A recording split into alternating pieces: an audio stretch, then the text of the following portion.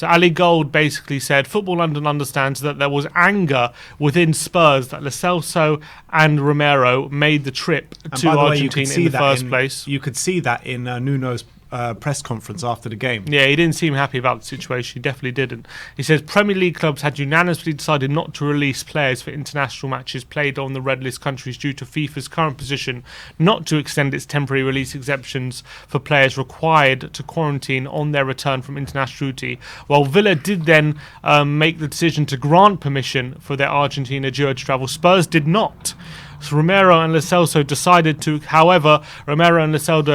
to accept their call-ups anyway. As well as pressure from national FAs, there would have been potential backlash back home in Argentina of declining to play in a huge World Cup qualifying game against Brazil. The duo and Davinson Sanchez are now expected to be fined for their decision to go against the club's wishes. At the moment, confusion remains over the return of the pair, with suggestions that an agreement had been hastily made for the Premier League players to play the first 2 matches of the 3 before returning, but the Argentina boss Lionel Scaloni appeared to muddy those waters in a press conference during the week. If they do now return, then Romero will have travelled across the world to play just a few minutes of football against Brazil, while Lo Celso played 62 minutes in the win against Venezuela on Friday before starting the game against Brazil. Another Spurs player who had been in action was Davinson Sanchez, who was also expected to be fined, and he will head to Croatia to spend 10 days training before returning to the UK, bypassing the need to isolate in a government-designated hotel in England. All right, so it sounds like to me. I criticised Spurs yesterday because I was under the impression that as much as Spurs didn't want the Argentinian duo to go, I thought what happened was they kind of reluctantly accepted that they were going to go and kind of compromised in that essence. Okay, look, we'll allow you to go if we do all these kind of things. Whereas from my understanding, I was like, okay, they compromised, but they shouldn't have compromised, and they just should have said to those players, look, you're not going, that to be that. What seems to have happened is they did say you're not going, and they defied what Spurs said, which is completely wrong. Yeah. If Spurs told them they not to go, they shouldn't be going.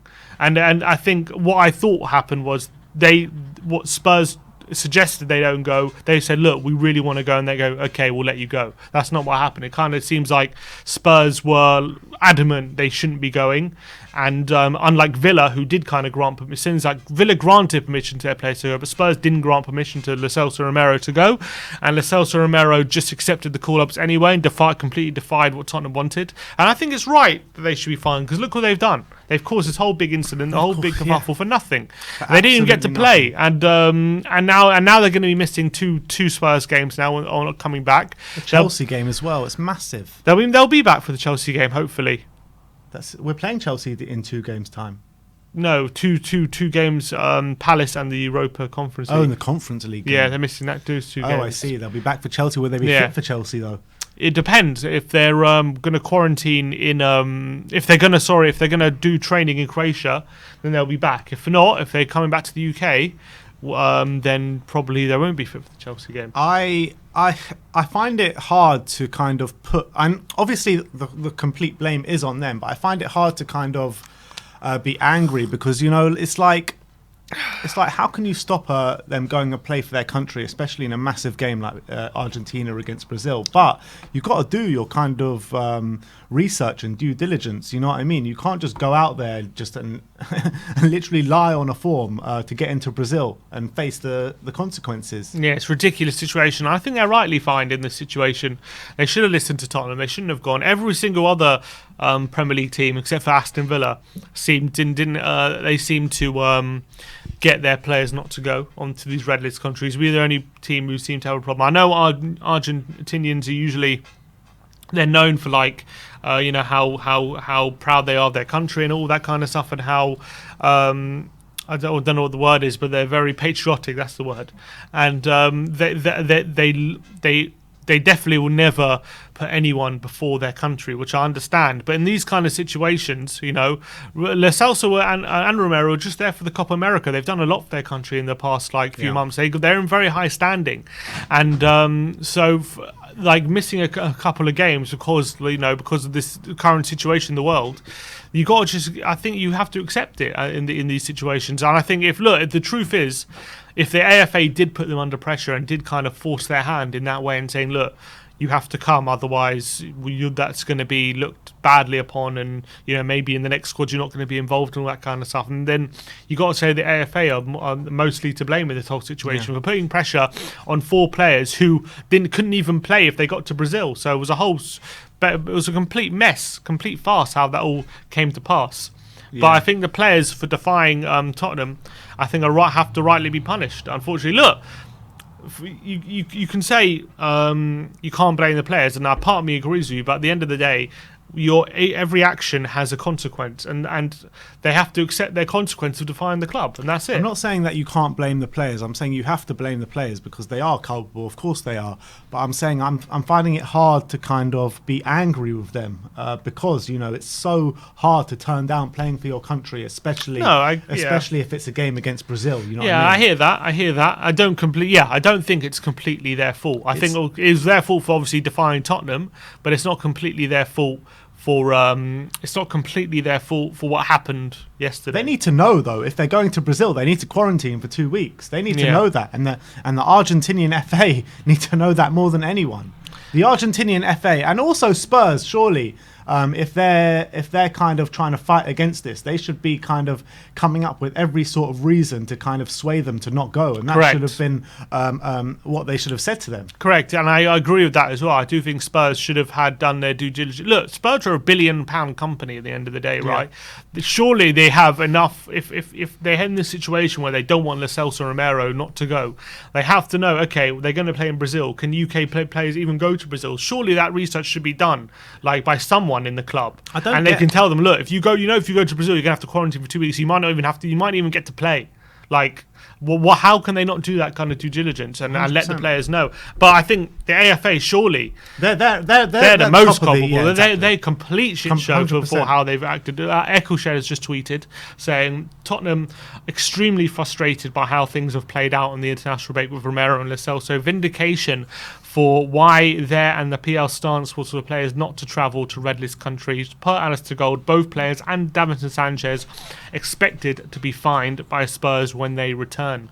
But what I don't understand is that why didn't they have to quarantine in Argentina? Why didn't Sanchez have to quarantine in Bolivia or Colombia? Why is it only Brazil? Because that's the rules. Is that only with Brazil? No one else. Each country has their own rules. Each country has their own rules. So Brazil had the rules. Brazil had the rules that if you're coming from the UK, you have to quarantine. That was their rule. And there's no like sportsman privileges or anything like that. Well, I guess Argentinian FA thought they had that exemption with CONMEBOL, which is the Brazilian Football Association, and the federal government, but this Anvisa Health Ministry basically overruled all of them and said they don't get exemptions, even if they said they breached, they lied, and they said they need to be deported immediately, and it's caused this whole big stink. And now the whole thing is, though, I don't know what if they might even, but this whole thing might delay them further in a way, because let me see this here. There's been another update. Let me see what's going on, as it just happened now. From Dan Kilpatrick, Spurs and Villa were expecting the players to be released after the Brazil match and missing the visit of Bolivia. But the Argentinian coach Lionel Scaloni has said the quartet will be available on Friday. Spurs are now in the dark over what happened next for Lo Celso and Romero, increasing their frustrations at the situation, which has caused embarrassment for the club and the players. So it seems like they aren't going to be available for the that's what I said. Chelsea game. That's exactly what I said before we go on air. I said they're going to go and they're going to go back with the squad to Argentina. They're going to play in this game. Yeah, because they missed the Brazil game, so they're going to have to make up for it by playing in the Bolivia game, I'm guessing. It's all such a mess. For Spurs officials, the chaos is particularly infuriating because the club refused Lo Celso Romero for international duty. Unlike Villa, who reached an agreement with the Argentine Football Association over Martinez and Buendia, Spurs did not give permission for Lo Celso Romero to travel to the red list countries, but ultimately unable to stop them and Sanchez from going. And both Spurs and Villa were expecting the players to be released after the Brazil match, missing the visit of Bolivia, but the Argentina coach has now said they are going to be available. Oh, God. Spurs officials are in touch with the AFA and the pair to offer support, but it's unclear whether the duo will be back in the country, with the English-based quartet having planned to train for 10 days in Croatia to avoid having to isolate in a UK hotel. So messy, isn't it? So now it looks like... No pun intended, by the way.